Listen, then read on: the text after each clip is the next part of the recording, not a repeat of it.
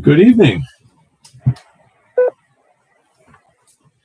This is W2NDG, Whiskey 2, November, Delta Golf, transmitting from Highland, New York for the OMARC Wednesday. I've been home too much. The OMARC Sunday night Science and Technology Night. I've been out for a few weeks, but back tonight and hoping we get some people come in, talk about science tonight. Let's pause and see if there is any need for emergency transmissions first.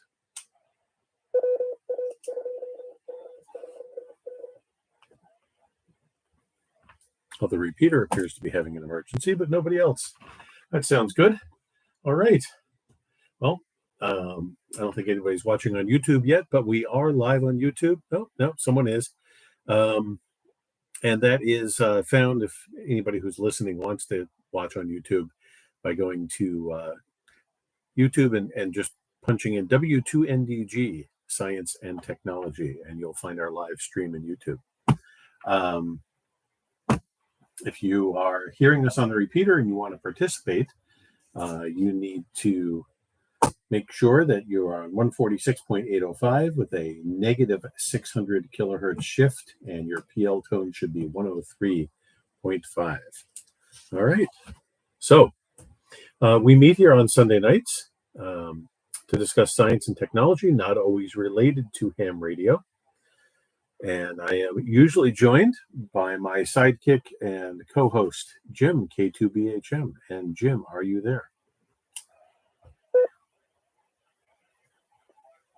As I look in the mirror, yes, I'm here. And I got to thank everybody for putting up with me for the last 3 weeks with my rag chew. But now we're back up full bore again with Neil in the driver's seat. And welcome back, K2BHM. Well, it's good to be back, and thank you for holding down the fort, Jim. It was, I did listen, at least, for part of some of the nets. I lived in my armchair in the den here for a couple of weeks, and then just slowly worked to where I could get up and down and move around well. I am mostly feeling recovered at this point, but one of the things I've noticed is I still get tired a lot easier than before, and I guess that's normal. And we've discussed this before, but I'll say it again. One of the things that some other people who have had modern robotic surgery have told me that they agree with my take on it, which is that because you seem to heal so quickly on the outside, you kind of forget what was done to you on the inside. And it's really not much different than standard surgery as far as what they do to you. So, you still have to remember that you need some time to get over it. I'm still not working, and I'll be working from home 100% for a week or two when I go back. But we'll be here with the nets. And as long as I don't have other scheduled things coming up, like I know I have a vacation in a couple of months and a few other things, but we will be here, and we're always looking for topics. So, okay, so here in the office, those of you watching or looking afterwards, there's the same cues are here. Not much has changed. There's always HTs all over the place, and the Raspberry Pi here, which isn't running ham clock yet, but if I can get it to double click correctly, I will have it running ham clock. Nope, It's still not doing it. Yeah, there it goes. Okay. So that's a neat little toy, and I hope to have a dedicated version of it at some point. And what that is, it's a Raspberry Pi 7-inch touchscreen display running a special program called HamClock. It runs in Linux, but there's also a microcontroller version of the code. It's pretty neat, and it does a lot of different things, but it's good to have here in your ham shack. On the bed behind me is a Hallicrafters S38E, which is working. It just needs to be aligned, and I need to tighten up the tuning mechanism. And that's probably all you can see on the video, but there are a couple of other old radios that have come into the shack here, and something we can discuss. I have a trip to an antique radio show coming up, and that might be something we can hit on for a ham radio related topic one night. There's some new equipment here. There is a freshly constructed 75 meter AM radio, which is kind of cool. And I have it on here in the background because it does pick up a couple of broadcast stations as well. But that was a very satisfying build because it works. And I was able to check into some AM nets on 75 meters with it. With only 5 watts output. Pretty neat. And there's lots more to come. I keep harping on the technology behind the true SDX transceiver. I will have a working one in my hands sometime in the near future, one way or another, whether I build it or I just get one. I have one on the way in that's assembled because I want to have a finished one to compare my built ones to. But we're going to talk about the technology involving that at some point because it is really cool. And I do have some sessions on my makers class coming up where I'm going to discuss microcontrollers in a couple of different ways. I just ordered some parts for a neat project I want to do for that. So that's some input from me as to things that I would like to talk about. Someday, you've all been, the people who watch have been staring at these color patches on the wall around me, and someday the room will change color. It should get interesting. So that's something else for those of you watching. All right.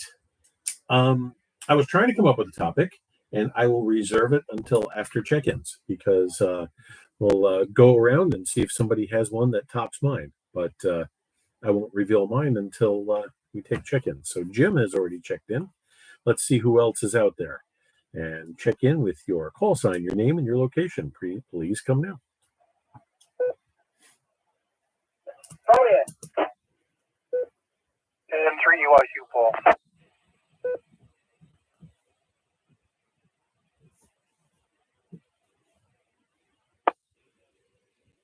Here is 2 GGF, Matt in Kerhonkson.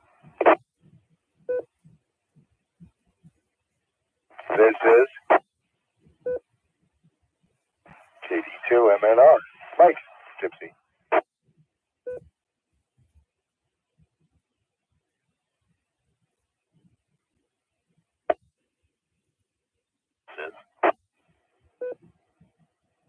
WA2 RKN, Jerry, Hyde Park.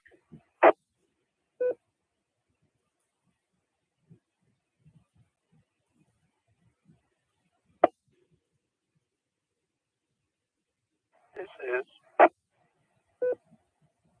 KD2 TVS, Lou, West Milford, New Jersey.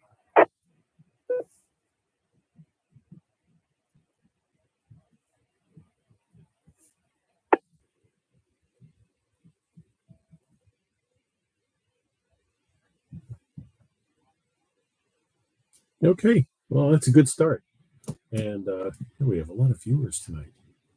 I was discussing ham radio on Facebook with a friend of mine who has a license. He had almost let it expire, and I convinced him to go ahead and renew it. And I'm hoping at some point he checks in with us. Somebody I've known for a very, very long time. And I was glad to find out that he had a license. So let's see who else. But we have Jim, K2BHM, Paul, N3EYQ, Matt, KB2GGF, Mike, KD2MNR, Jerry, WA2RKN, and Lou, KD2TVS. Anybody else?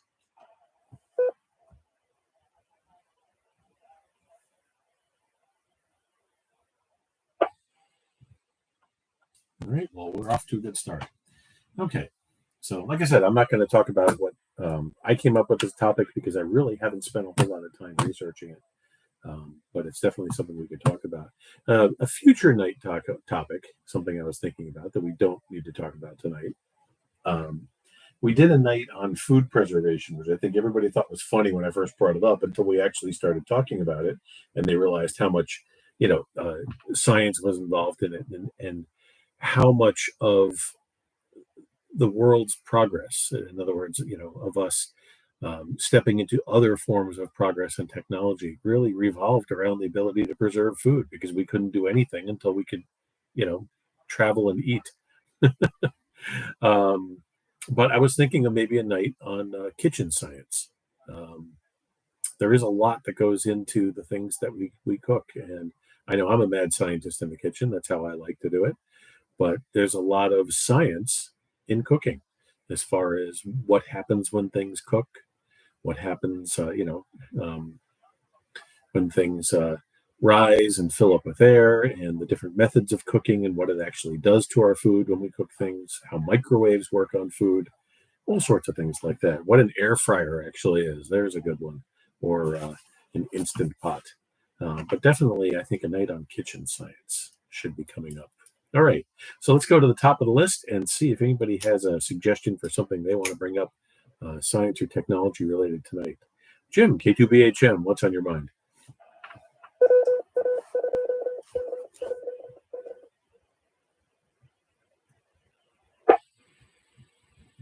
Well, I think the repeater had other ideas, but kitchen science sounds interesting. I've got some input on that. Lots of other topics that we could talk about, whatever. I'm not sure which ones would be most apropos, and I just kind of let it float and see what comes up and take it from there. But yeah, tonight I'm just going to go with the flow. Sit back and see what happens and see what everybody wants to talk about. That seems to work good. Back to you, K2BHM. All right, thanks, Jim. Yeah, I'm going to reserve kitchen science, I think, for a future night when I have some time to do some homework on it. There's definitely a lot to talk about there. But all right, Paul, N3EYQ. What do you want to talk about tonight? Or do you want me to reveal my mystery topic when we get to the end here? Mysterious? I don't know. I've been thinking more about trying to get rid of odd programs on my computer over here, my Windows machine. Like, get rid of that cloud program that always prompts you to, oh, I got to upload it to the cloud.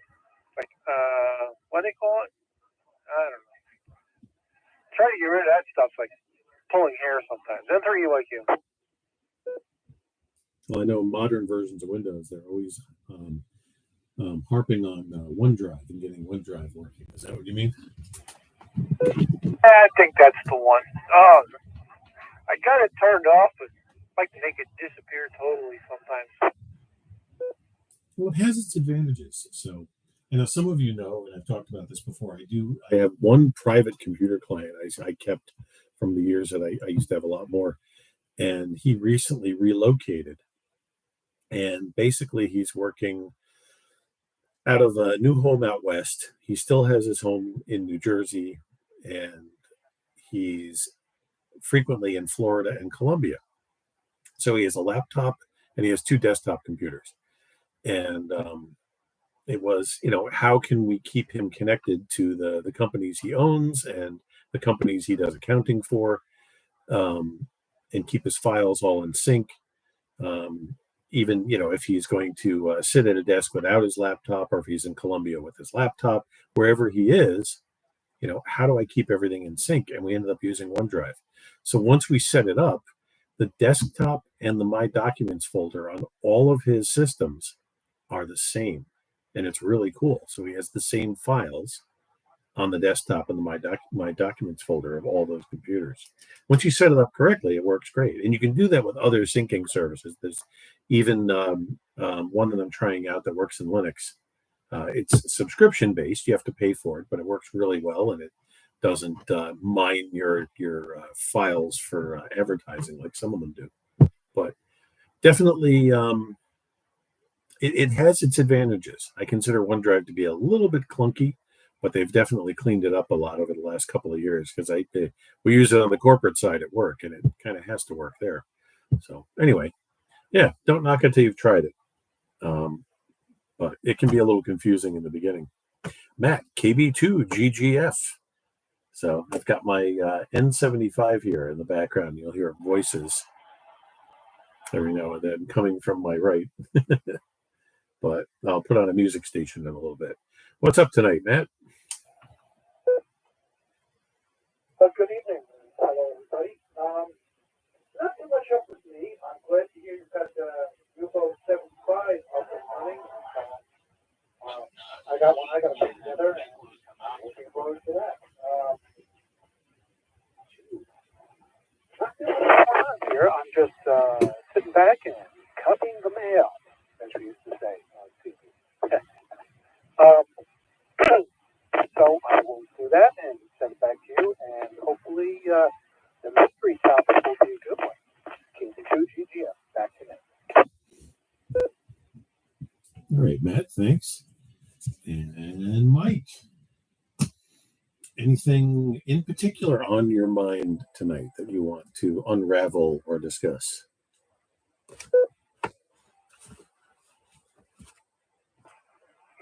Not really. I had something a few days ago, and for the life of me, I can't think of what it was. So I think you're going to have to do your big reveal on your topic. And what was that you said? If somebody has a topic that's better than yours, then does your topic become a bottomic? Oh, that's awful. Oh, man. No, mine just gets pushed to when I can do some more research and make it more interesting. That's all. But thanks. And anyway, all right. If you remember what yours was, also, you can always pipe up with that. So thanks. Jerry, WA2RKN. How are we doing tonight? Surprised, but other than that, I'm searching online here.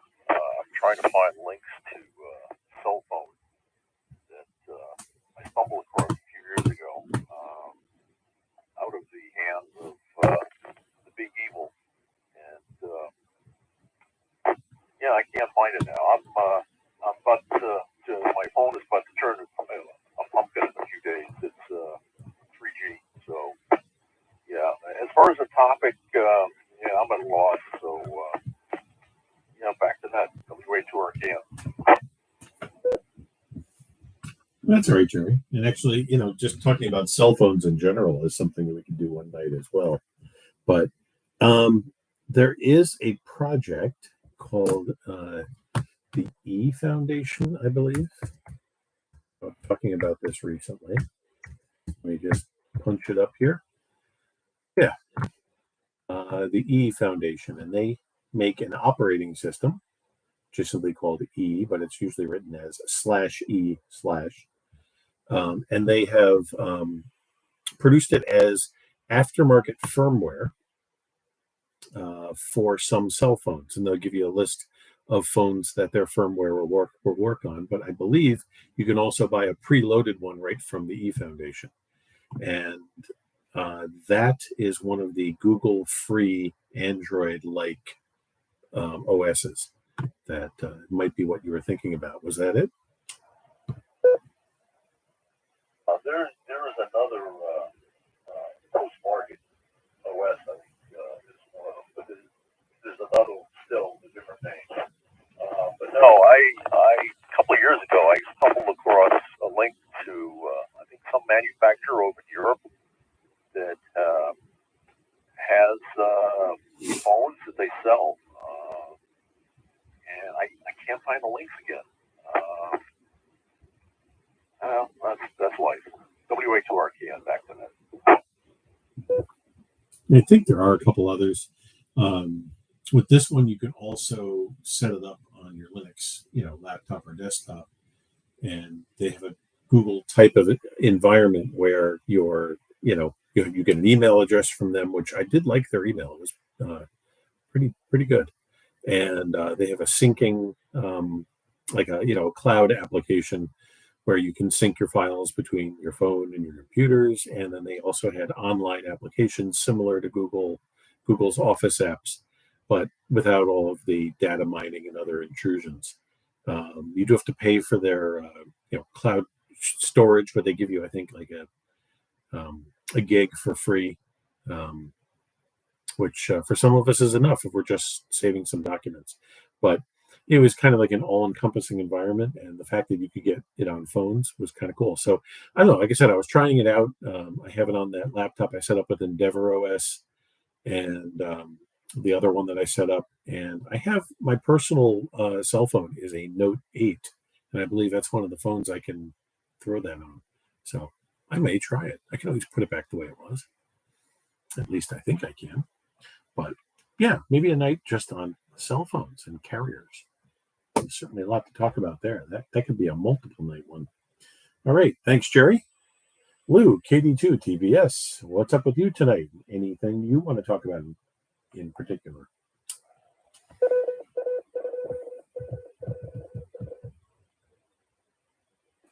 Good evening, Neil. KD2 TBS here. Glad to see you back, and you look pretty good on YouTube. Let me see my topics. I guess we were talking the other night about shortwave radio and stuff like that. So I did finally get those jacks in the mail from Amazon for making up that external wire antenna for that PL660 that I got. So I cut one wire that's about 50 feet. So hopefully I'll throw that outside and see how that picks up. And definitely you mentioned about that antique radio show. Definitely like some more information on that. Whether you can email to me or just say it and I'll write it down. That sounds interesting. I always like to look at old radios and stuff like that, especially the old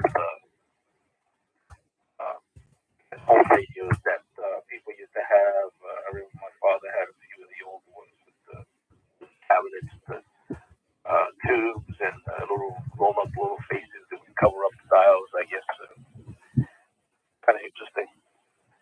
Let me just reset.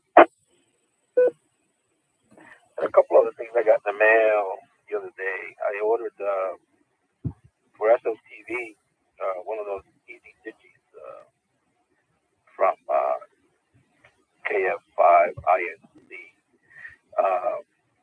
I just got to figure out how to. I got them for my FT2D radio, and I have an Android phone, and I have an. So I just got to figure out figure these.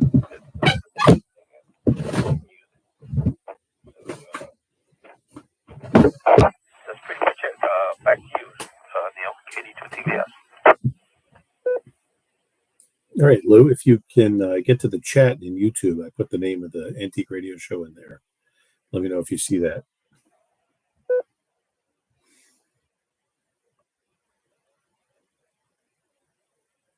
Yep, I got it. Thank you. All right, cool. And then the radio I was holding up before when you were talking, and if you look now, you'll see it. This is the one I was talking about the most, the Sony 2010. This one here is the one that I use. I had it fully restored electronically. The illumination portion of it is something that was never great on these. And the guy who used to fix these for me, he replaced the little bulbs in the display with bright LEDs. So it lights up nice now. But yeah, I have, in fact, behind it where I'm putting it on the floor here, there's two more. And those are the ones that need some work. And then there's another one elsewhere. So I'll be shipping those out to have them updated. But yeah, there still is so much you can do on shortwave. And it is an interesting topic, and maybe a little bit of the evolution and history of that. Unfortunately, the evolution of shortwave broadcasting is a de-evolution at this point. But there still is plenty to listen to. And I can, if we do a night on that, I can talk about the remaining publications and where to find information online and in print about it. So definitely cool stuff. And yeah, that antique radio show, you'll find transistorized stuff there as well. I bought one of the radios I have always wanted a good example of. I had a terrible example of it years ago, and now the one I have works really well, and that's a Nordmenda Globe Traveler. It's a really, really cool radio from, I guess it's from the Netherlands. Yes, it's not a German radio; it's a Dutch radio. Nordmenda not being around anymore, but it's still, when you look at Radio J. Allen, one of the foremost critics of portable radios, it's still one of the top 2 or 3 radios on his list, and one that he makes as a standard that all other radios must compare to. So, what's the top radio on his list? People might want to know. It hasn't changed in many years. The Panasonic RF 2200. I owned one when I was a teenager, had it for years. I gave it to my brother Paul, his widow. Still has it and still listens to the local news on it. I have another one I picked up a number of years ago that needs some help. Needs a few knobs and definitely some internal work, but it does work on some of the bands. So definitely a neat radio. All right. So we've gone around. Let me just see if there's anybody else who's been listening who wants to check in.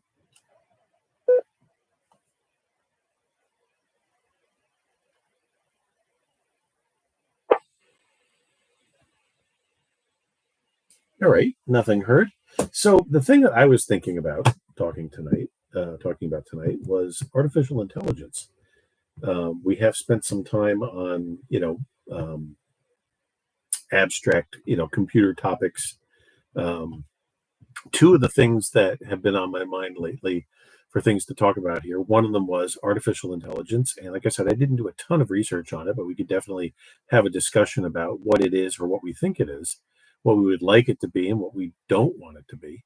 But it already exists, so we can talk about what it's used for. The other thing that I do want to talk about some night is language, which is not necessarily a scientific topic, but it can be. And get into some of the origins of language and the differences in different types of language and communication. And it definitely applies to ham radio indirectly because some of the things we do are language. So Mike is all right. Mike is securing. That's all right. Have a good night, Mike, and thank your lovely wife again for that amazing cake at our club party yesterday. That was wonderful. Okay, so that's what I bring to the table tonight. So let me throw it back up to Jim and see what he thinks.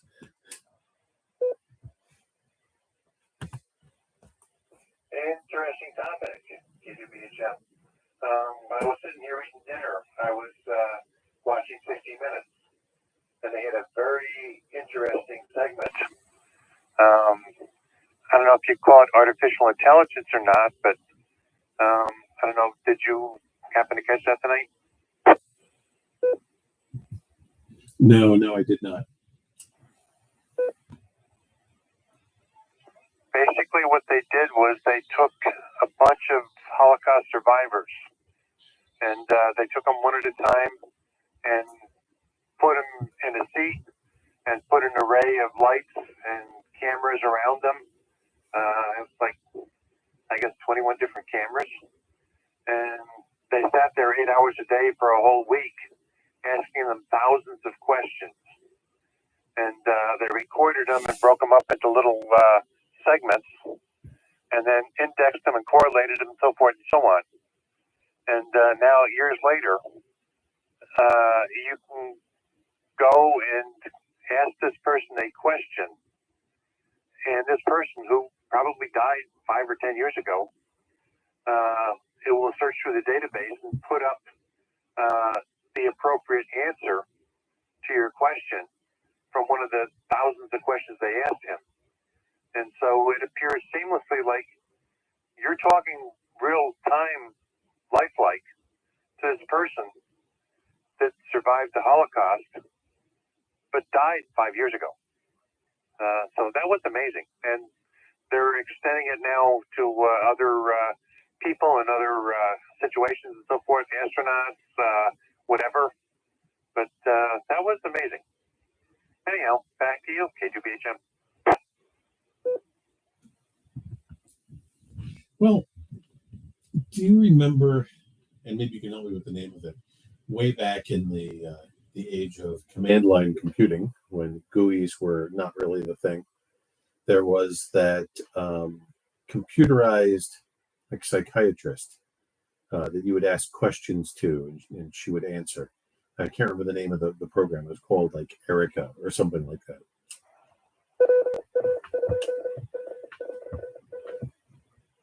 Was that Dr. Ruth? No, I think she was actually real. I can't remember the name of it, but it existed on a lot of mainframes, and you could bring up the program by typing the name, and then it would open with "I'm listening. What would you like to know?" And then you would ask questions, and it would ask you, questions about how you were feeling, if you were afraid of anything, and it mimicked AI, but it wasn't really AI. It was more of just word match and database stuff. And they've been able to take like you're talking about video clips and mimic AI with some of that. But after a while, you start detecting patterns, and you realize that a lot of it is simply just word match. But I think because of the progression of modern AI computer applications, that they're able to kind of mix those two technologies together. And we joke about it in science fiction, but can someone think of a pop culture version of an artificial intelligence that was very common in the movies over the last 10 years, let's say, kept showing up in a whole series of movies? I'm not sure if anybody knows specifically what I'm talking about, but there was definitely an artificial intelligence that became a character in a series of movies. See if I got it.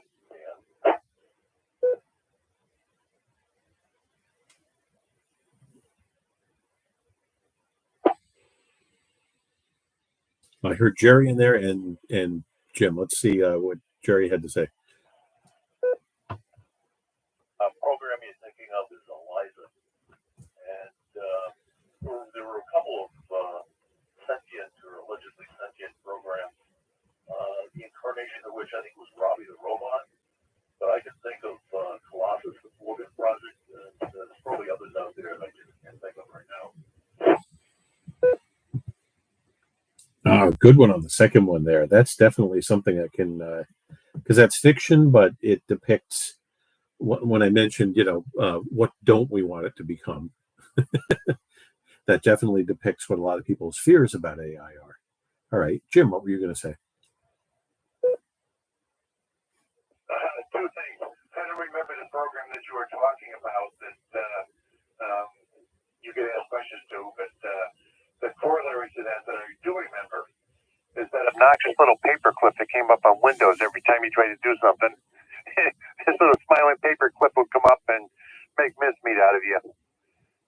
Anyhow, what was that TV show where the Knight Rider or something, where the car had a computer in it that would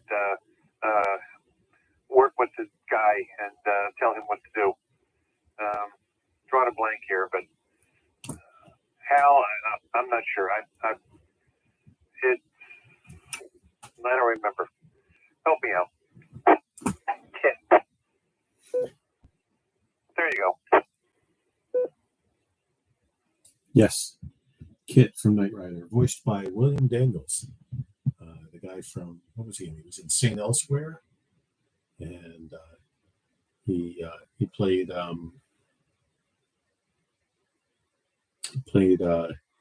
was it Sam Adams or John Adams in 1776, the movie version. Interesting guy. And you said HAL, of course. That's 2001: A Space Odyssey. No, Dave, don't do that, Dave. Jerry got it right for the mainframe app. That was Eliza, correct. I couldn't remember the name. I guess, not too far off with Erica. And he brought up Colossus, a Forbin project, which is a great movie.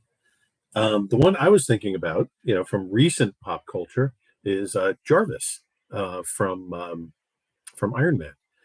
He's in all the Iron Man movies, and and we look at something like that and we say, well, that's not possible yet. We are very close. For like what Jim is talking about, they've sampled these people talking and using AI and examining what people say, because we can do it here.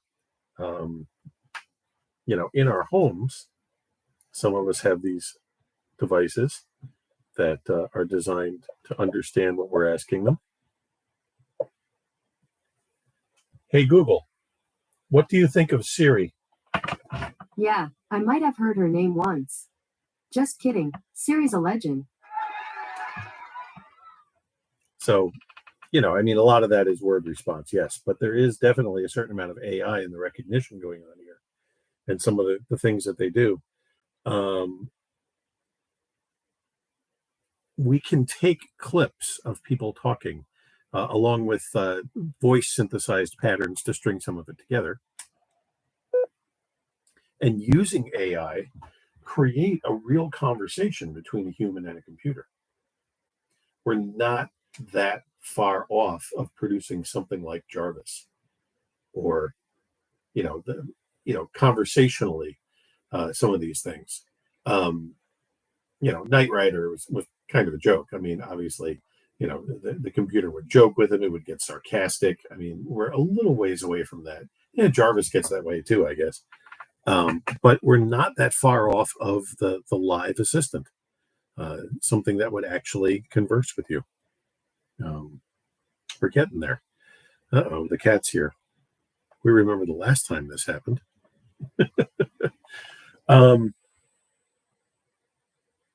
AI is definitely part of all that, but there are practical uses of it as well that don't involve things like personalities and conversations.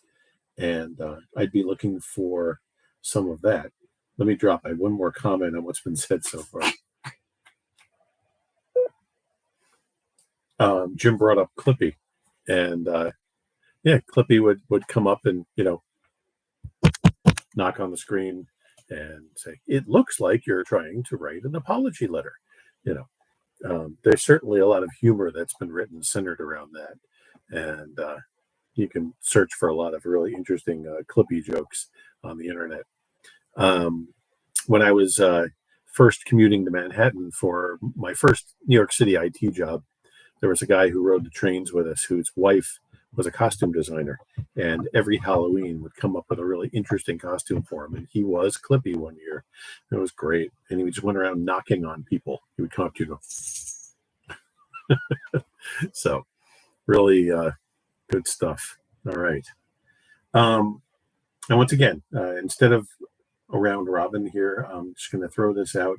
What is a practical modern use for AI that does not involve actually simulating a human being?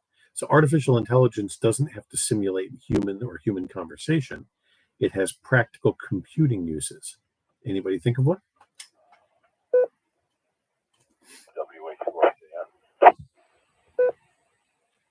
All right, go Jerry.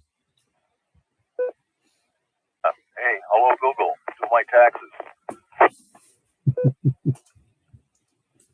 Yeah. It didn't respond to you, by the way. I don't think I have it up loud enough. But yeah, every now and then. I work for an organization that uses AI for some things.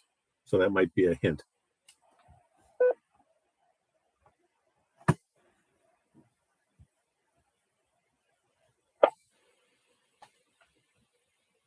All right, so I'll explain. Artificial intelligence, from a data analysis point of view, is a way of looking at things not just in a 1 and 0 situation, of just logically matching things to other things. It's a way of looking at mass amounts of data and actually thinking about what might be going on with it. Some of you may have heard a while back of IBM's Watson.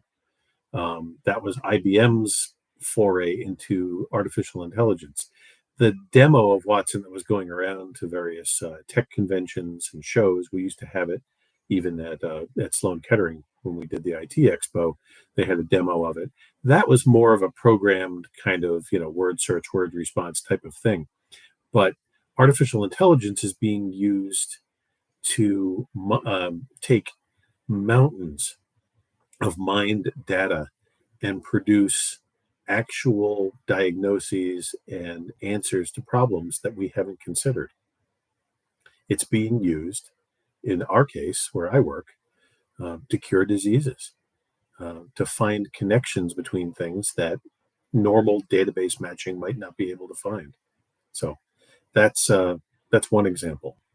I have another one, which is a practical product, which I became acquainted with recently. How many people here dislike their antivirus program?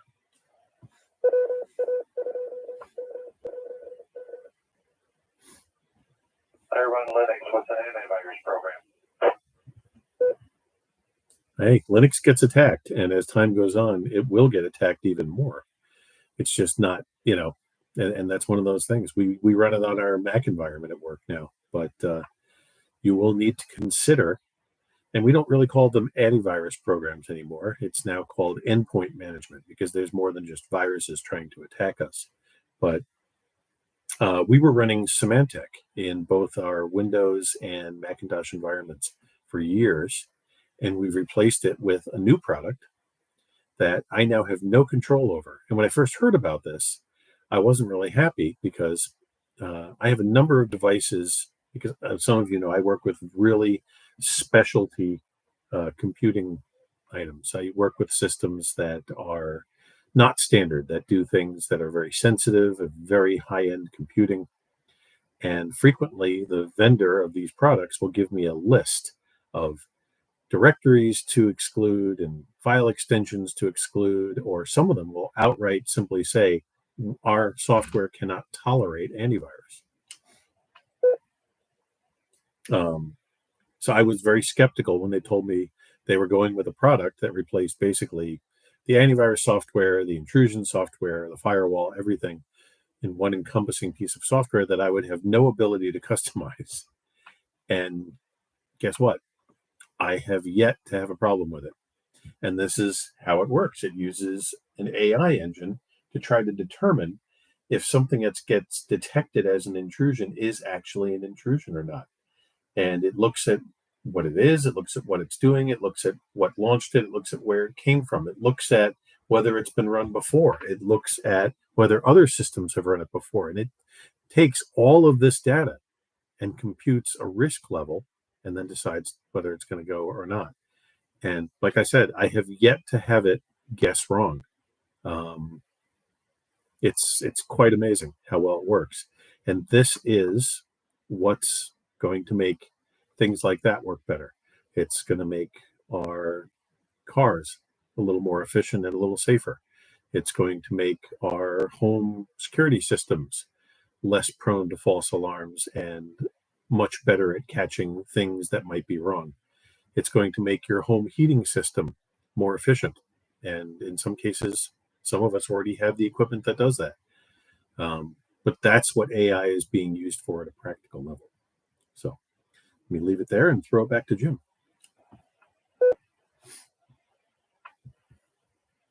Yeah, after years, the antivirus program for Linux basically just looked for Windows or Windows viruses so that I wouldn't pass something on to somebody else without knowing it. But there was pretty much next to nothing out there for Linux.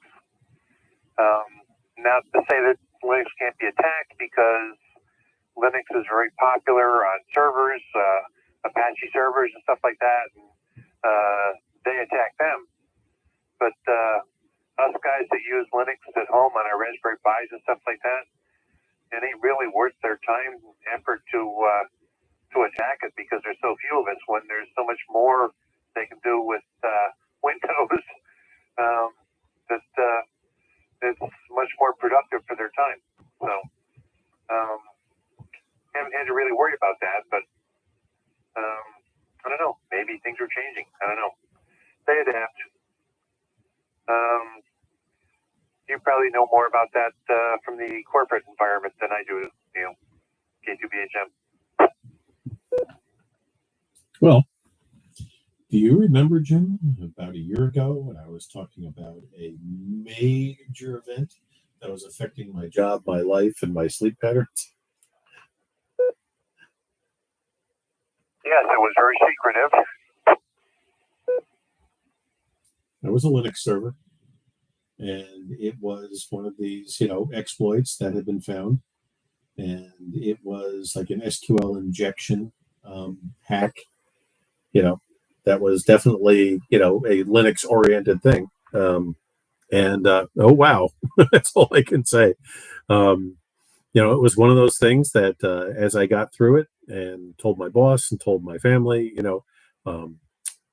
because I was, if you remember, I was pulling, 80 plus hour weeks in the beginning and having meetings with, lawyers and public relations people and all sorts of, because it was my system. I was in charge of it and I knew it inside and out and backwards and upside down better than anybody else. And we reached a point where we were not communicating with the server and software vendor because we weren't supposed to.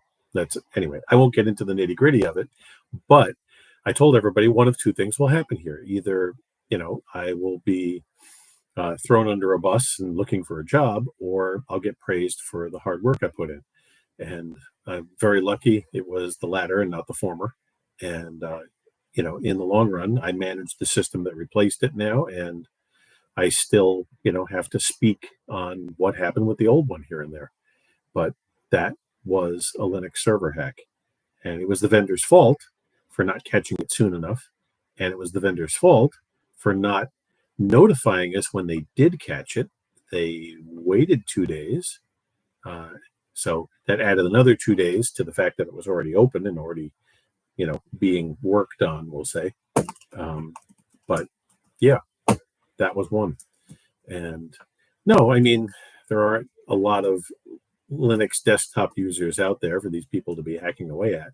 But you have to agree, we certainly do tend to work on more interesting stuff for some of these techies that are looking to play around. So, it'll come to pass that we'll need it too. And I just have to say, if they're all going in the direction of this product that we bought at work, it's definitely worth looking into. Oh boy, where did they cut out?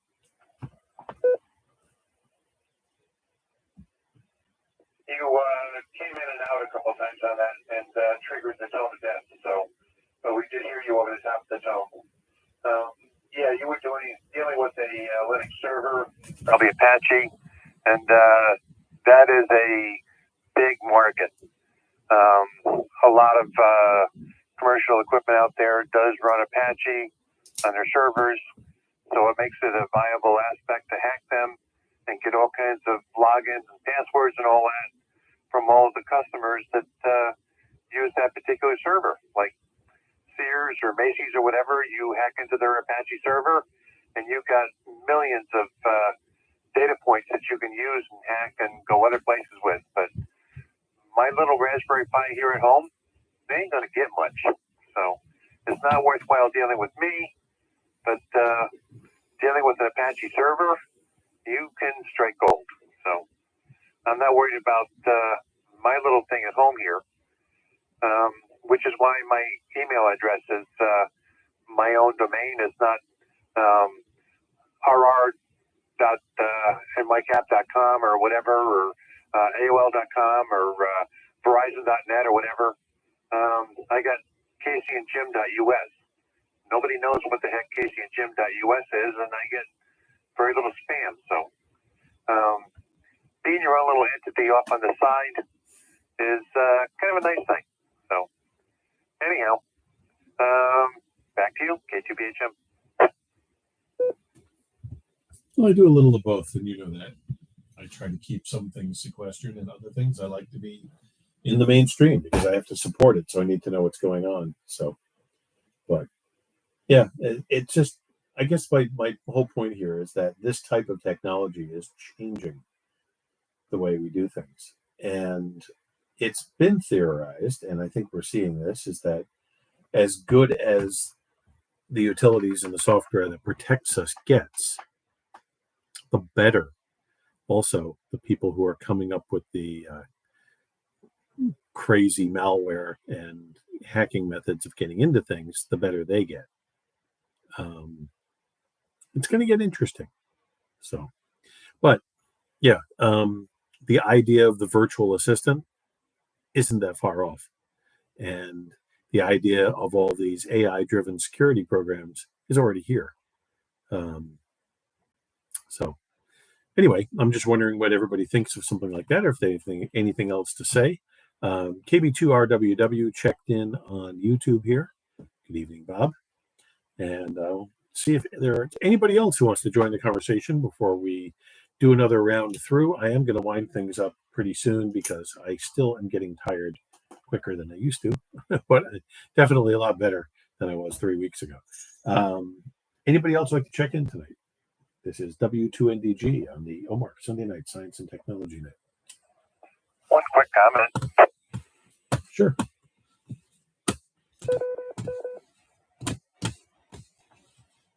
Besides the repeater ID, K2BHM for ID, this kind of reminds me of something that I went through years ago when I worked for U.S. Army Department of Defense. We had one department that built better armor-piercing rounds, and another department that built better armor. And they were always fighting each other, trying to see who won the battle. So, yeah, antivirus and virus, same thing. And the cat is climbing on me again. If you're watching on YouTube, I've seen this before. Hopefully she'll just calm down and try to lick my face or something. Hi, Olive. You want to talk on the radio? Is that what it is? All right. Yeah, and that's what I see. You know, there was a primetime show about this a number of years back that didn't last an entire season, but it called it like a hacking singularity.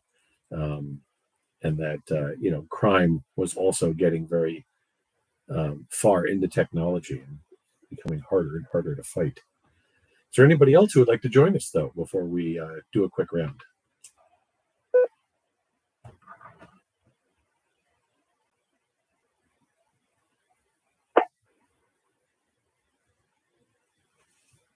All right. Well, I did invite Olive to join in the chat, but she just wants head rubs. I tell you, though, we talk about artificial intelligence. This is the most intelligent cat that I have had. She is interesting. All right. So, now, Jim, we heard your comment, but anything else before we go through the whole list here?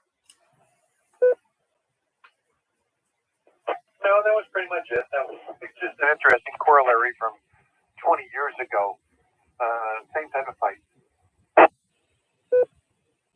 Yeah, basically. And, we hope it doesn't get to that point. But even though the product I'm talking about is CrowdStrike, which was recently purchased by Dell, I can see that same technology creeping into some of the regular products. So, yeah, we'll see.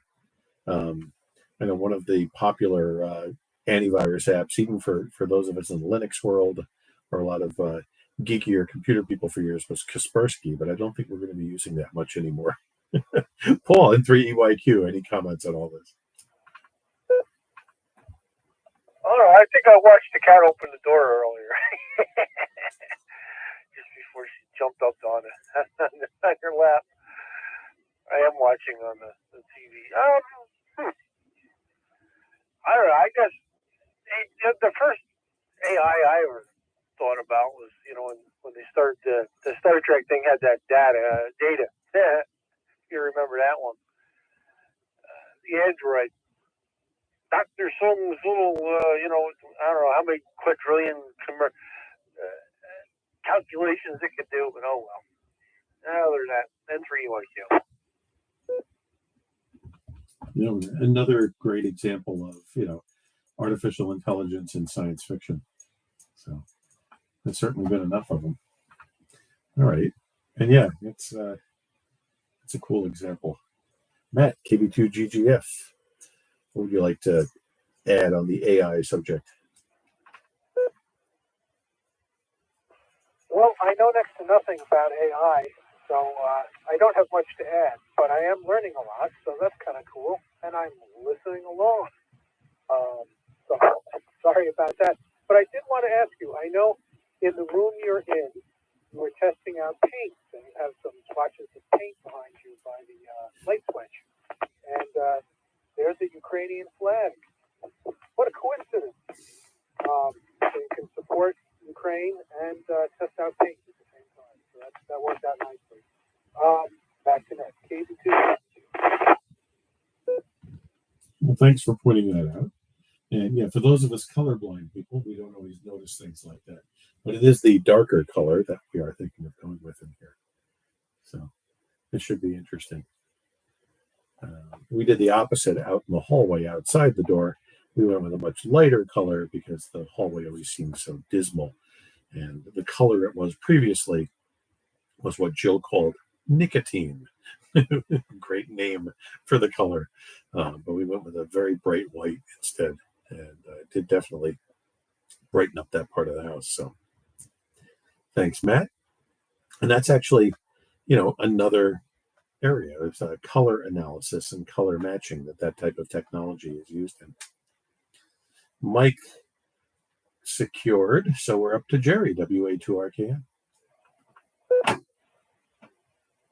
Yeah, the standard Linux antivirus program was Clam AV, but I haven't heard of that for a while.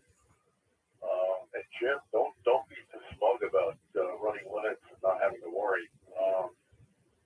I'm sure they'd be quite happy to recruit your little computer into their DDoS network. And a novel, The Adolescence of P1, about an AI that kind of escaped, etc. Back in decades ago was written. Very interesting. It was set in the mainframe environment, and having worked there, it was like, I can see this as being plausible. There's storage keys that are assigned. So you launch a program, the operating system gives you a chunk of storage and assigns you a key to access storage. You don't have control over the key. You can't access it. But whenever you come up to run, it checks to make sure that your memory accesses agree with the keys that have been assigned. WA2RKN back to that.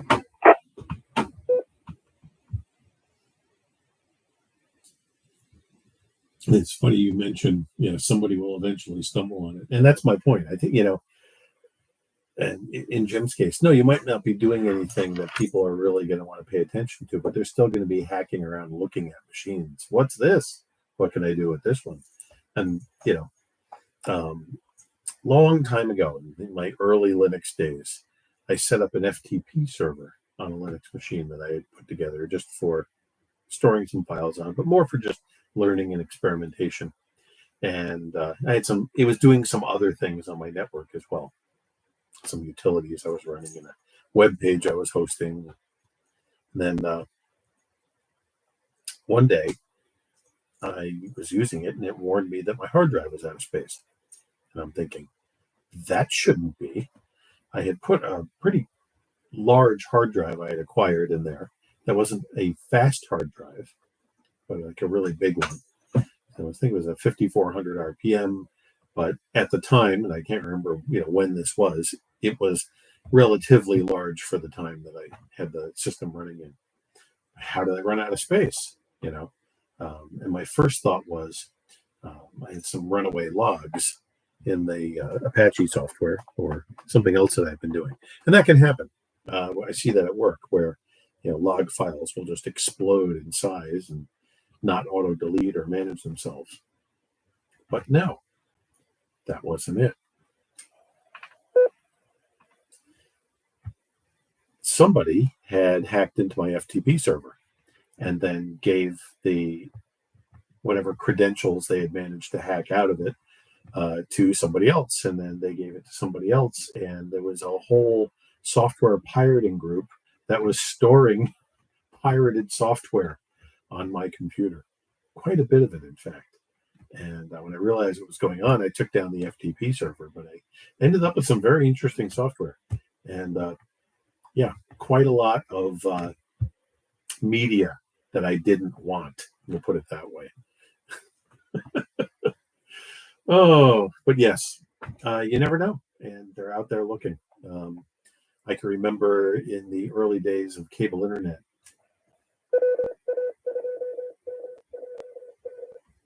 W2NDG on the Overlook Mountain Amateur Radio Club, Sunday night, Science and Technology Net. I can remember being able to do port scanning on the IP ranges that, whatever it was at the time, Time Warner, Roadrunner had assigned me, or, so whatever internet provider I had, I could sit there and run port scans on a range of IP addresses similar to the one that I had been assigned, and finding open port 80 machines and open, telnet and SSH connections and all kinds of crazy stuff.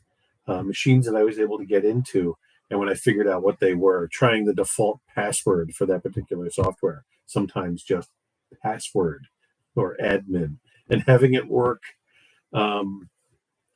It's just, everybody needs to be careful. It doesn't matter what you're running. So, Lou, KD2TBS, your comments on these subjects.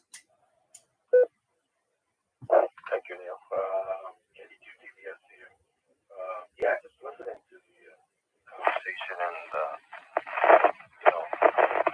just thinking of a few things, I guess. I was watching some congressional hearings yesterday, I think it was, and they were talking, I guess they had a bunch of people with corporations. I don't know if it was the director of the NSA, who it was, because I quickly switched through it, paid attention to it for about maybe 20 minutes, but only barely waited a lot of those.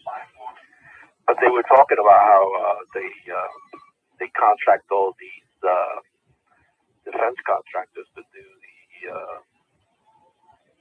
a lot of the security of online, I guess, communications within the military, and I guess stuff that is very sensitive information, I guess, and I guess it's been more and more over the years. When my son was in the Air Force, he also told me that he was involved in communications and stuff like that. He was telling me that when he did eventually leave the military, went to a defense contractor, and they were doing that. That's what he was working with, and he said more and more of it was happening. The military was moving a lot of that stuff out to private companies, as security software, and I guess making sure that people don't hack into your military apparatus. So it's interesting how I guess with this artificial intelligence, you were talking about that different virus type of software. Let me just reset. Then I guess you need something that can actually think for itself and actually look for all these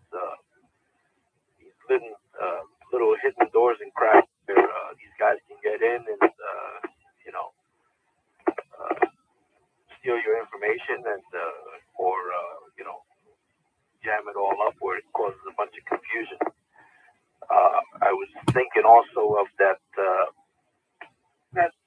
Chinese company. I know I started with an H, and they were making routers or servers and stuff like that, and that was a big thing to do because they were putting in, I guess, some software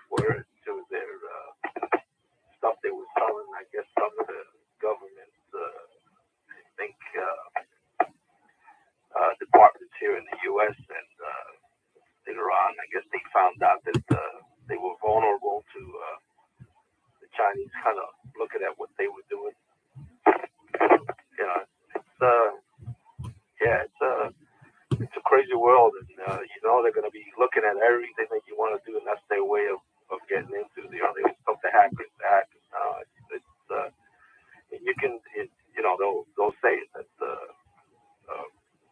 Russians, Chinese, and everybody who hates us is going to be dedicating part of their personnel, I guess, to the military to be trying to hack in and get as much sensitive information as they can get. Back to you, Neil. Katie, 2TVS. Yeah, I remember hearing that as well. Basically, they were putting backdoors into their hardware.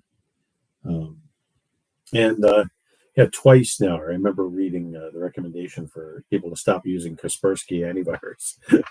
I don't know if that's the case now, but I think they really don't want us using it anymore. So there are products like that, and I certainly have a number of Chinese, computer products. But some of the things I buy, I know that not all of these companies are going to be going in that direction, but I think the company you're referring to is Huawei. Does that sound familiar? Yeah, Neil, that's the one. Back to you, Katie, 2TVS. Yeah, they're a huge manufacturer of cell phones and other, computing products, and that's always been an issue. They come up in the news quite a lot. So, yeah, I don't know. I don't know where it's all going to go, but I know that this technology that we're talking about really does help fight things, and is able to pick up on odd little intrusions here and there. Because I deal with a lot of stuff. I have to try things out. I have to experiment with things. I have to test things. It's what I do. I've had it pop up a few times on me at work and say, no, you can't do that. And it's usually right. It's usually when I'm doing something that I really shouldn't be doing. I was trying out a piece of software that one of my users was trying to use. And as far as I know, it violates terms of service of Windows. Well, basically what it does is it takes a Windows personal computer and allows you to use terminal services on it for multiple users simultaneously. So that's something in the Windows Server world. You can take a Windows server, deploy it, and have 4 people using it at the same time, or 10 people using it at the same time, depending on the resources available and the number of licenses you purchase. Windows 10, Windows 8 did this, Windows 7, they all have the ability to do that. It is possible, as far as resources and the way that the operating systems are written, for you to be using the computer here, like I am using mine on this desk right now, and to have another user logged into it through a remote desktop using a completely different session on the computer, getting a desktop, using applications at the same time. The architecture is there. The ability exists. This is something Linux has been able to do for a long time. Microsoft disables that in the consumer operating systems because they want you to buy the server operating system. And it can be a little problematic to the average user when it comes to installing software and things. It can get a little confusing as to how things work when you're dealing with multiple users, but it mostly ironed it out because it has to work on the server side. So a couple of enterprising hackers have figured out how to make it work on a regular Windows machine. And yes, it violates your terms of service with Windows, but it's a gray area sometimes. And there was actually a company selling an application that'll do this, and offers a couple of other little, hacked advantages through the environment changes that it puts in. Makes it easier to configure those sessions as well. So I've used it, I've tried it, but I had a user that was trying to do it. And basically it was because he had it on an old system.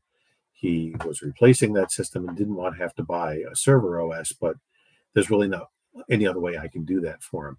So in trying to install the software, which he claimed, no, you can buy it, it's a commercial product, halfway into the install, CrowdStrike popped up and said no, and stopped the install, deleted all the install files and the file I had downloaded, and that was the end of that. And then I also got a nice email from the security team. I explained to them what I was doing and that I was kind of expecting that to happen. But anyway, yeah, that's, that sort of thing. That's what it's looking for. I have another piece of software that I used to run.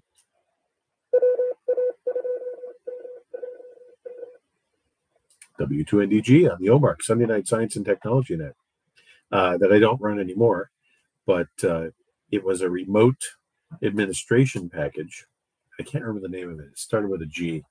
And basically what it does is it uses something called PS exec, which is a way of executing something on a machine that you have admin rights over. And me being a system administrator for desktops, I have admin rights to all these desktop computers.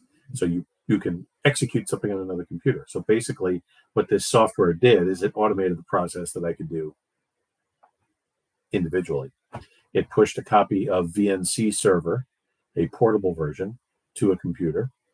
It initiated it with a set password that my computer already knows, and opens up the local firewall to allow the connection through. And then my side of the software, once it detects that that has happened, it opens up a remote session and I can take control of a computer. And this is all done without the user being asked or being warned. Definitely not a great thing. But for an unintended computer that I have no other way into, it was definitely a tool that I could use. I would never use it for anything nefarious, but that's frequently what a piece of software like this is used for. And it not only stopped allowing me to use it, but it deleted all instances of it that I had anywhere. So, but modern version of Windows have kind of disallowed it anyway. But yeah, this stuff does work, and it works well. And as more consumer level stuff comes out like this, I recommend looking into it. I've used free antivirus products for many years.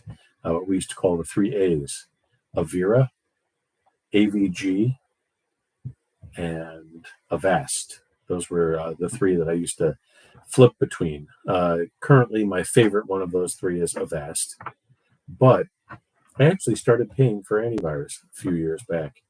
I was offered a chance to compare some of them, and then offered a deal on the one that I liked the best, and that's the one I now use. And you have to pardon me for not remembering the name of it, but I'm on my work computer, which is running CrowdStrike here tonight, so I don't have it in front of me. But there was one that I preferred so much to the freebies, and I believe it's also using some form of an AI engine itself now. Damn. Sorry, I can't remember it, but great stuff. Anyway.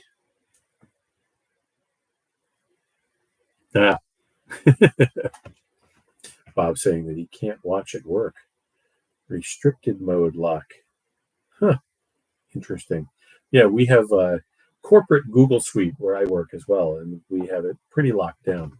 It's only certain aspects of it that we can use. All right.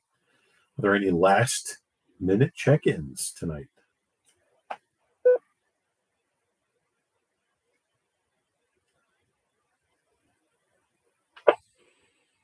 All right.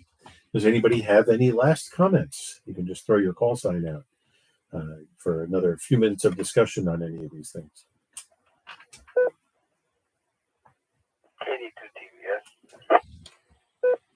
Go ahead, Luke.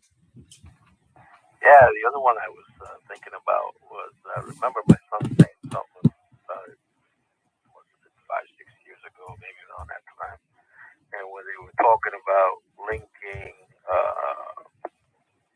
somebody had done it, linking PlayStations together, and supposedly they had some massive computing power to them that a lot of people didn't realize. I think some people were linking like quite a few of them together and getting some wonder what the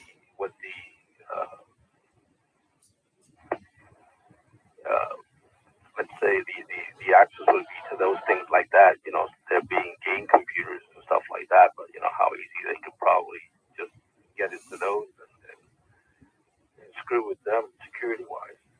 And I had a question also on the OneDrive. How actually, I mean, nothing is actually 100% secured, I would imagine, but I remember, I think my Samsung phone had a bunch of pictures on it, and I remember Samsung was, I think, giving you some free storage, and then they were doing away with it, and then they were suggesting that you use OneDrive to keep those pictures in storage, because I guess they gave you so much storage. So I was just wondering how secure, or halfway secure it may be to use OneDrive.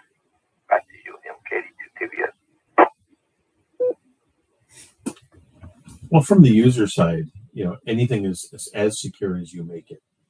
And the majority of computer users in this country, for example, probably many, of the industrial nations that have a lot of people who have computers, the majority of us don't do passwords in a secure manner. It makes it pretty easy to hack passwords. And those of you on social media, when you see these, my first car was a whatever, what was yours? Or, your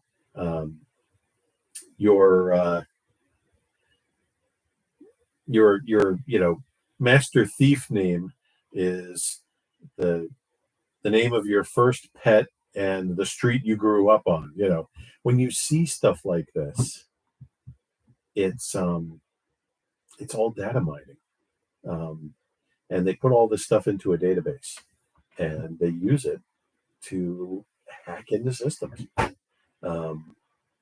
Keywords, even if they're not hacking into you specifically, this is and like Jim was talking about how the two sides of the war keep getting better and better and better, and that's what I was warning about. This is where some of that data comes in, and they're using similar technologies to what I'm talking about to try to hack into the systems. So on the consumer end of it, things are only as secure as we make it. But on the other side of it, on the server side, on the cloud side, some companies are better at this than others.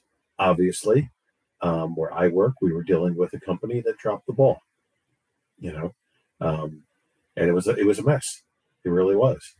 The cloud service we went with in their place has really never had any major issues. And I don't think Microsoft has had a breach, at least on that end of things. Every company has its issues, and they'll, lose a customer database. Someone will hack that out or get credit card numbers.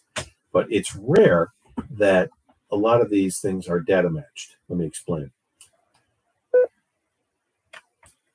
The systems that I work with at work and the one that I run are looking for what we call PHI, which is private health information.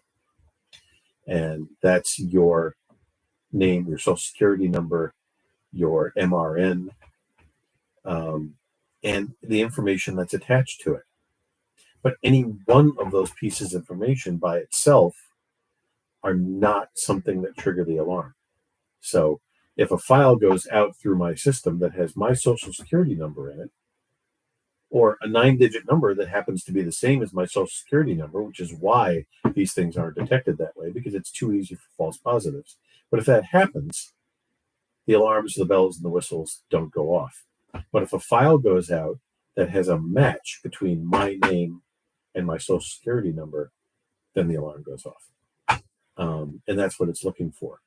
So there's been a lot of data breaches where people have been able to hack out a whole list of credit card numbers. Now that's dangerous because those are valid credit card numbers, and if they know what they're doing, they could probably create counterfeit credit cards out of that database.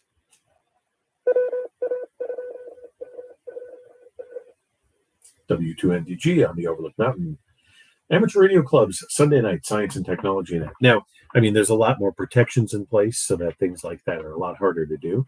And if we had done chip cards correctly in this country, which we do very little correctly when we institute technology that the rest of the world uses, but if we had done it correctly, it would be even harder for things like that to happen.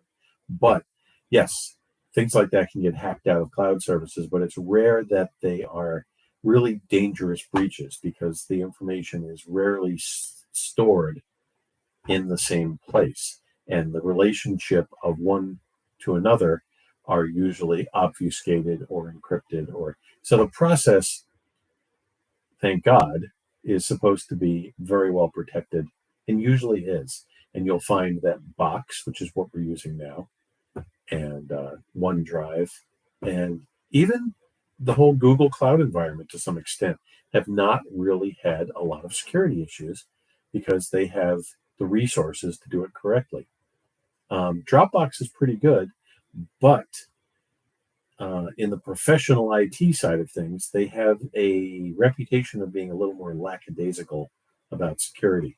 There's a number of years ago that somebody figured out that their Windows client was very easily reverse engineered. And when they were approached with that, they didn't understand why it was a problem. So a lot of the professional security people do not really have a great feeling about that company, but they have, even Dropbox has gotten a lot better. So it's, when you hear about data breaches, it's usually in retail. And I don't know why retail companies have such horrible IT services, but a lot of them do. And some of them, even at their giant size, still don't know how to run e-commerce websites. Some of them are just awful. And AI can improve a lot of what we do. I'll give one last example where it is really needed before I go. Amazon. How many of you deal with Amazon? Oh, we all do, And how many of you have been researching something, let's say memory for a laptop, and you research the different brands and the different styles of RAM that will work on your laptop, and whether you're going to put in 8 gigs or 16 gigs or 32, depending on what it takes. And you research maybe 9, 10, 12 different types of RAM, and you select one and you buy it. And it gets shipped to you. What happens over the next 3 weeks, though? Amazon will start bugging you. They'll send you emails, and they'll give you sidebar ads while you're browsing Amazon, trying to sell you more laptop RAM.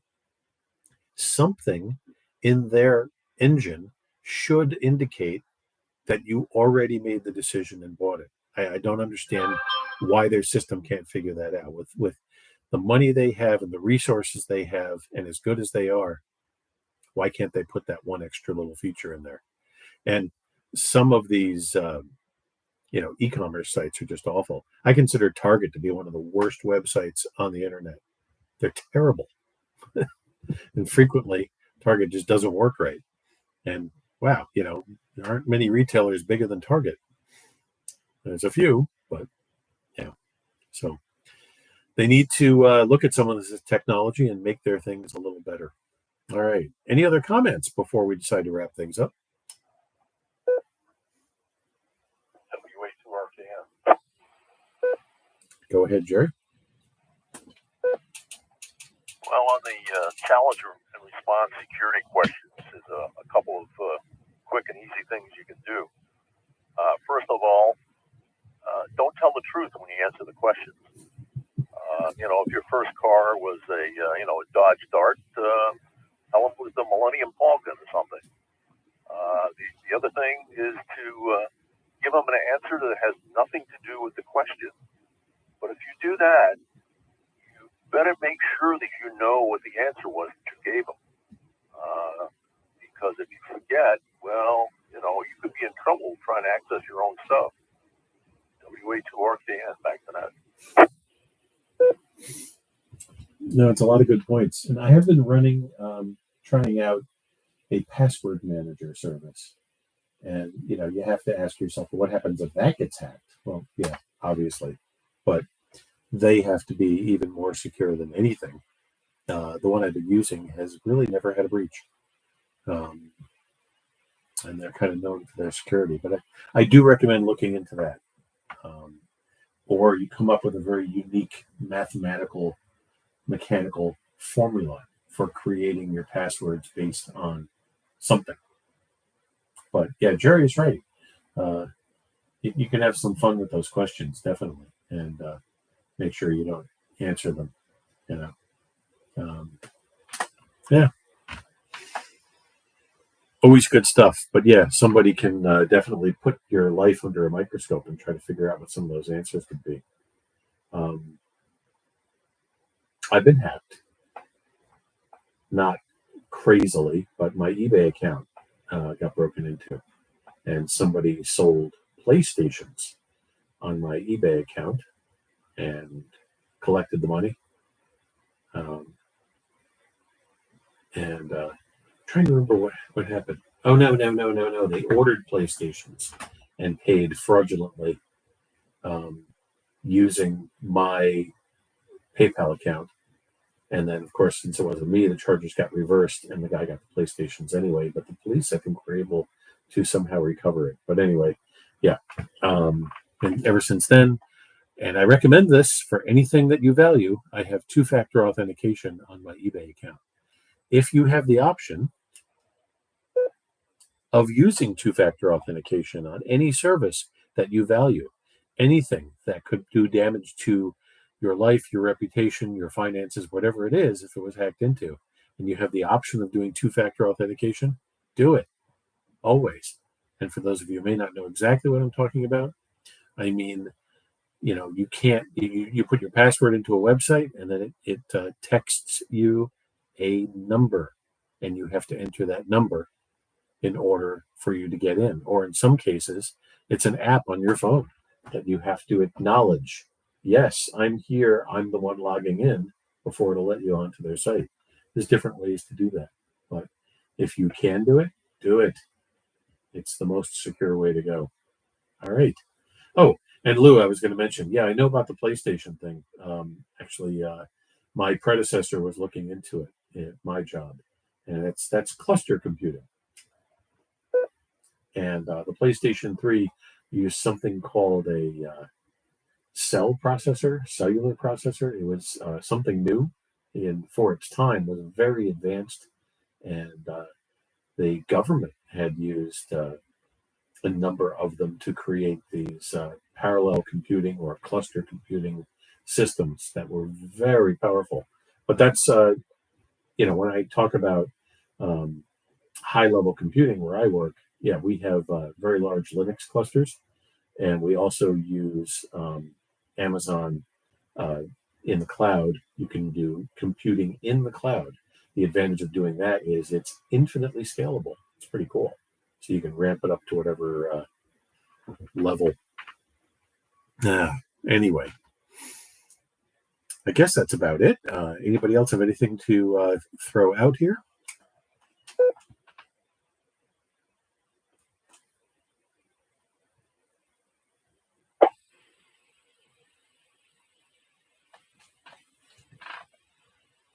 No? All right. Oh, and Aaron's been throwing comments in here. Actually, Aaron, I had a question for you if you're listening. Do you have the ability to do some serious surface mount, like desoldering and cleanups? Like, could you change a GPU on a laptop motherboard or something like that? I messed up a board and I'm looking to get a couple chips off of it and clean it up. If not, that's all right. It wasn't ridiculously valuable and I have a spare, but I think I backed myself into a corner that I can't get out of. Anyway, that's it for me tonight, and back to Jim for final comments.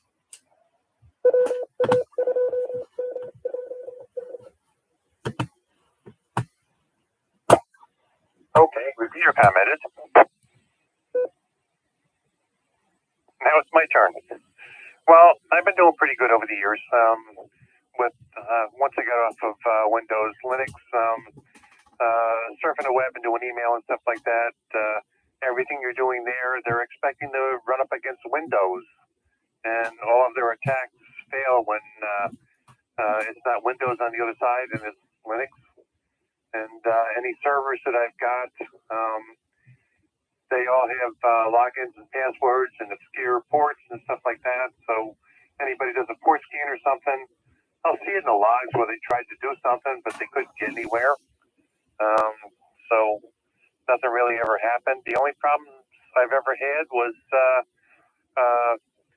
other vendors, Sears or whatever, their servers got hacked and my login and password was compromised, and I go and change it for their servers, and I'm good to go again. I have a file that I keep that's all the different logins and passwords for all the different accounts that we've got, and it's up to 8 pages now. So, but I've never really had a problem with Linux with having somebody break in and get through anywhere past the log system being recorded in the log. So I don't know if I'm lucky or careful or whatever, but whenever I go someplace, like when we go to St. Martin and I start doing stuff, I got a VPN set up, so everything is encrypted and ducted right back to my house, a secure tunnel, and so there's been no problems there. But I don't know, it just seems to work. So that's about it. Back to you, Neil, K2BHM. Well, I mean, you've taken all the steps, but, you know, like a couple of us have said, just be aware, be wary, and, you know, it may come to pass that they're not going to say, oh, this isn't Windows and run the other way. I think more and more people are going to say, ooh, this is Linux. What's he got? So just interesting stuff. But yeah, we all try to be as safe as we can. And other than that FTP situation and a couple other minor ones, I've never really been hacked at home. I've had accounts broken into. I had my Skype account broken into once, and I had a fight with that company about that because it had a really secure password on it, and it had to be an internal hack. There was no other way that could have happened. But whatever. I did find out that in that little episode, though, that it's not possible to delete a Skype account. They tell you can't delete it. They said, just put a really complex password on it that you can't even remember. That's what they suggest you to do. Now that Microsoft owns Skype, I don't know. Maybe things have changed, but I wasn't very happy with them after that. So anyway, all right, I guess that's it for tonight. I thank everybody for coming by to say hello. It is good to be back, and we'll be here again next Sunday. Let's close things up. You have been listening to, and in some cases, watching the Overlook Mountain Sunday Night Science and Technology Net. We meet here every Sunday night at 8 p.m. on the repeater of the Overlook Mountain Amateur Radio Club. You do not have to be a member of OMARC to join with us here, but we'd love you to come and join with us. If you're not a member and you're curious about who we are and what we do, you can check us out at omarcclub.org, omarcclub.org. Please join us for the other nets that are heard on this repeater. Every morning at 8:35 a.m., a host of rotating net controls runs the 8:35 on the 8:05. A morning check-in net started at the beginning of the COVID pandemic to keep everybody in touch and social, and it has continued since then, recently having its 2-year anniversary. Come check in, join us with your cup of coffee, and tell us what's going on. Every night at 6:30, it's a similar net, the 6:30 check-in net, also just a net to keep people in touch, make sure that everybody has what they need and has all their questions answered. And that is a casual net, but not a roundtable net like the 8:35, but a directed net, also run by a rotating cast of OMARC members as net control. Every Monday evening at 8 p.m. is Undernet, or Ulster and Northern Duchess Readiness Net, a group of hams trying to educate us on how to be ready in the event of an emergency or a situation requiring us to use our radios to help the general public. A lot of different methods and technologies are discussed and how to react and deal with emergencies using our amateur radio licenses.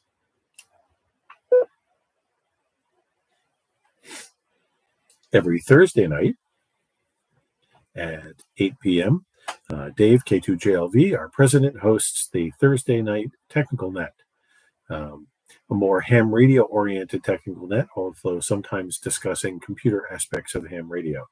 Dave takes check-ins and looks for a topic from the check-ins, but if not, comes up with one for us, and he always comes up with great topics. That net can run sometimes 4 or 5 rounds or more into the night, dealing with somebody's troubleshooting issue or a topic that's come up. Please join us for that net. And another net affiliated with the club but not taking place on the repeater is the Hudson Valley 80-meter net on Wednesdays, now at 5 p.m. with some early check-ins before that, usually on 3835 kilohertz at 5 p.m.